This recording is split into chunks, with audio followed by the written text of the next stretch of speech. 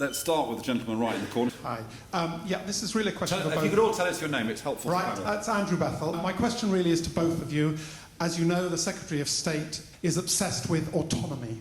And I wonder if you could talk about the degree to which the international evidence suggests to us that giving schools more autonomy improves their ability to cut down on inequality and equity.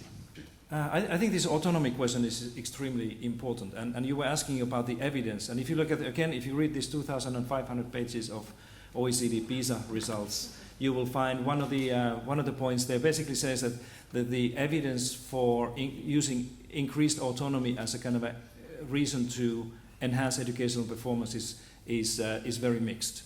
Basically, you cannot really say anything about whether autonomy does any good for anything. The reason may be that the autonomy can mean many things. The OECD is using certain criteria for autonomy, but there's a great idea coming from Andy Hargreaves and Michael Fullan in their new book called Professional Capital, where they say that the teachers and schools should be more autonomous from bureaucracy, but less autonomous from one another. And I think that this collective autonomy is a great idea. I'm quite sure that when we begin to have more evidence about this thing, that the collective autonomy is something that will be associated to better performance. But autonomy in general doesn't really do so. David Thomas, I'm a maths teacher. And I was just wondering what an inequality fighting early years system looks like. Because one might think that a system that was particularly informal might accidentally end up privileging rich students who are the ones who have books at home and get more vocabulary and get the newspapers and things that were talked about. So how do we have that informal system that fights inequality rather than risking entrenching it? In a divided society where I could take you to homes where they have everything, as you were saying, everything that money can buy, and coaching, lots of coaching, and I could take you to homes where they're struggling just to survive, get through the week. And you take children of the same age from those two homes and you put them down together and you give them the same test. Who's surprised at who comes out best? The amazing thing is that occasionally the disadvantaged will do superbly well. And as I always say, there will be people in this room who've done that, who overcome disadvantages, but you are exceptions. On the whole, if you look at the data throughout the whole world, all the OECD data, you find that disadvantage is related strongly to underachievement. So how can you do it? How can you help the working class lad who's bright, or the working class girl who's bright, who's got aspirations? Really difficult. Jack Tizard, I mentioned, my PhD supervisor, had an excellent project on parental reading and found that in some homes there was much more reading than others. He set up a project and people went to it, parents went to it, and it worked. It involved them in reading with their children. Great. It was, of course, designed for the most disadvantaged kids in the area, the working class families. Middle class families looked around and saw this and said, that's a good idea. Yeah, well, why don't we do that? So they did it as well. And guess what? At the end of the project, they've done even better because they had all those resources, all those middle-class resources, which are fantastic. I'm not knocking. They're fabulous. The people want the best for their children, and they know how to get it, and they use all that energy and drive to do it. But they bring that to the party, and their children do even better. So it's extremely difficult. How do you do it? How can a school with predominantly disadvantaged kids do it? Should it have a different curriculum? Should it recognise that there's going to be less books, so it needs to have more? Should it have more time? Because, in fact, it's not going to have the same amount of time that the parents are pumping in. And Wiltshire has a good point there about middle-class kids in the nursery, saying we'll let them just play and not worry, because they're going to get all that extra help from home. So I don't know what the answer is, but I'm just saying we need to address this. We need to say, for some kids, we need to provide more. Now, the pupil premium is a start towards that, but it's peanuts compared to the difference that you have between our kids who have everything that money can buy and coaching, and kids who are struggling to get by. So primary and preschool is a good start, and the research from my own institution, the Institute of Education, shows that the preschool that's really good and really well organised with qualified, well-trained teachers does wonders with the children, and the one it does the wonders most with are those from disadvantaged families. So in a sense you've... But can I just... I'm just going to push this a little bit further before I turn to Pasi on the other one, which is... I mean, I think what's lurking behind David's question is this. Is it all very well to have a relatively informal play-based system in a society which is reasonably equitable, but in a society which is grossly inequitable like ours, do you have to have more structure in order to address inequality? That, I mean, you've hinted at that, but do you think that's... Yes. Well, no. I think that is a key question. How you do it, I mean, play, you can learn a hell of a lot from play. It has to be the structure. It's a more subtle thing. It's not play or study. It's a much more subtle mixture, and the preschool teachers in this country, some of them are fantastic at doing this. Your point, Pasi, when you were asked about Michael Wilshaw's comments to say that it was kind of, you know, crazy, is it less crazy in the context of a system which is highly inequitable, where you need to know, for example, children's starting points, you need to be able to measure the progress that nurseries make, because if you have a more laissez-faire attitude, you're not going to overcome the barriers that Peter's talking about. I think that it depends on what we are actually aiming at in our education, and I know that England is much more, that you're much more focusing on academic performance early on, and the whole performance of your school system is measured, like Peter was saying, these academic knowledge tests throughout the school system. In Finland, however, and I think that this brings also probably a little bit more light to understand why we are doing things in a different way. The kind of a primary purpose of our school system is to try to help every child, every young person to discover and find their own potential, whatever they do. And it's not often within math and reading and science. It can be music, it can be manual skills, or it can be politics, or whatever it is. And our school system is trying to help everybody to discover this one. And I don't think that this has nothing to do with how equal or unequal your country is. If we are really trying to help every individual, every child to find their real talent in the school system, rather than try to educate them, everybody, to the same standard. Fred? You must have had poor families, bad housing for some. What did you do to help those in particular? Because we've got a crucial problem. There are a lot more of them here.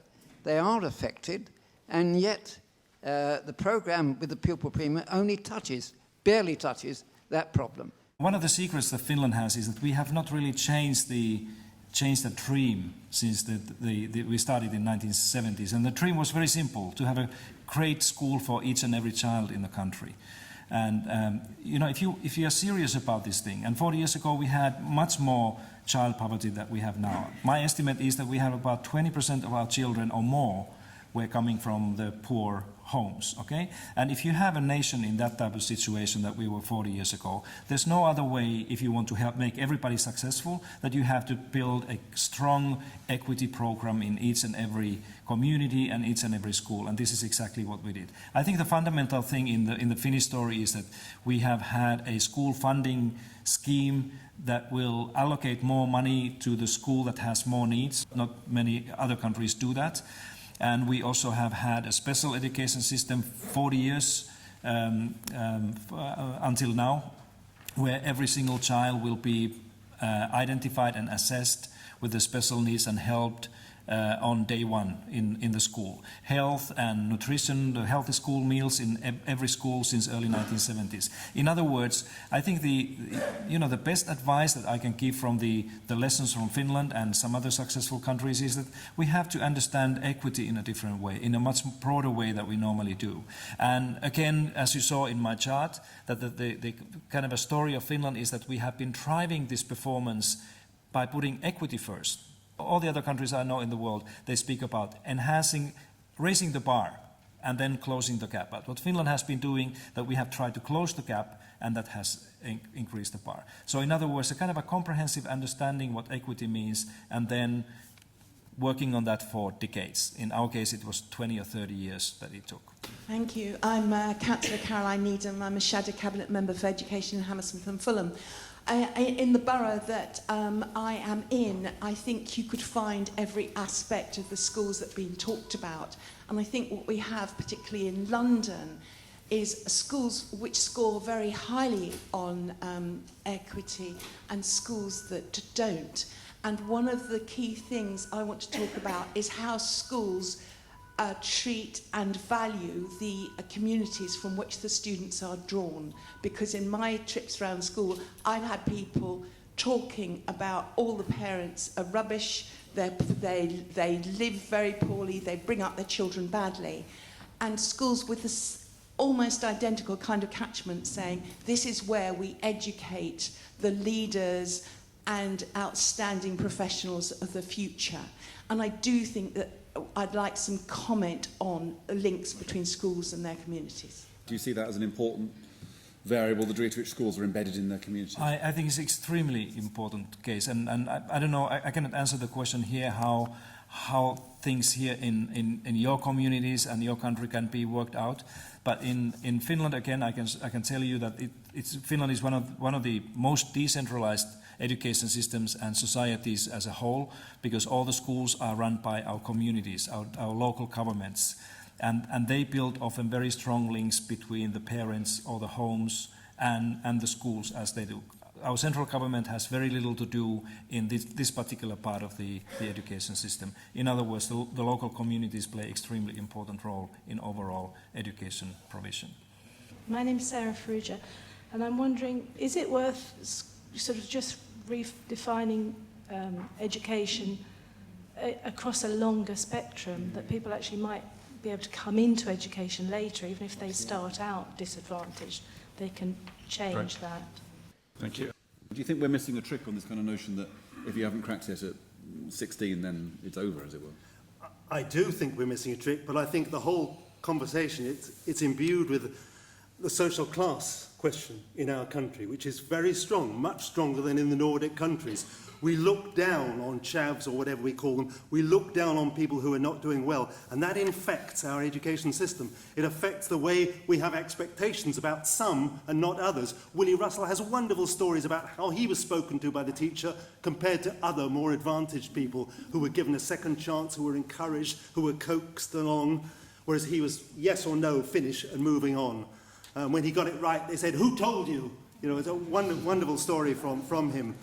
So we've got the social class thing. The key is in expectations, and I think in us consciously raising our expectations about class and about people generally, raising them. Expectations is one thing, but learners have to be motivated themselves. You can't do it for them. What we have to do is to get young people to want to achieve. That's the first thing. They have to be motivated. We have to encourage them, and that's where the good teacher does that. The great teacher does that. But we also have to provide opportunities. And two things I want to say here. One is that in Norway, they have all sorts of catch-up opportunities for adults who've missed out on earlier stages. They can go in, and that's paid for in order to catch up with their schooling. And you see people at the end of the graduation time, you see people of 40 wearing their student hats, proud as anything, they've finally done it.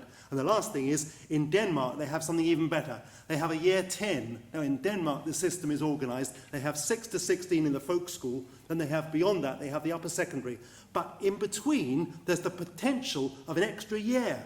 Now, if you haven't done very well in school, you stay on and you get coaching and you catch up. If you've done very well, you do something else. You might go off to sailing school, or boat school, or sports school, or you might even go to boarding school, or if your parents can afford it, or you can get a grant, you go abroad for the year. So all sorts of things are happening. The Danish government would love to get rid of it because it's jolly expensive, but they can't because 50% of Danish young people choose to do it.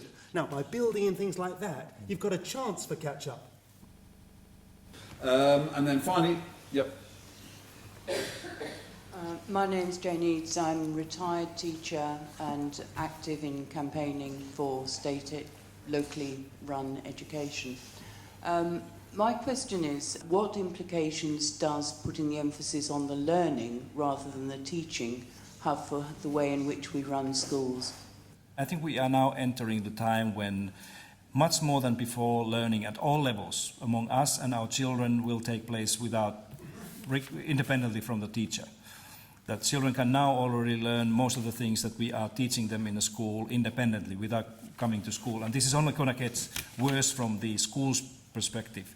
And this is indicating that we are, whether we want it or not, we are entering the time where the learning will be the kind of a key thing. And the teaching, whatever teachers are doing, the schools are teaching will be something different. So we have to think in a completely new way, I think, this whole question of, how children learn and what they are learning and what is the role of the school.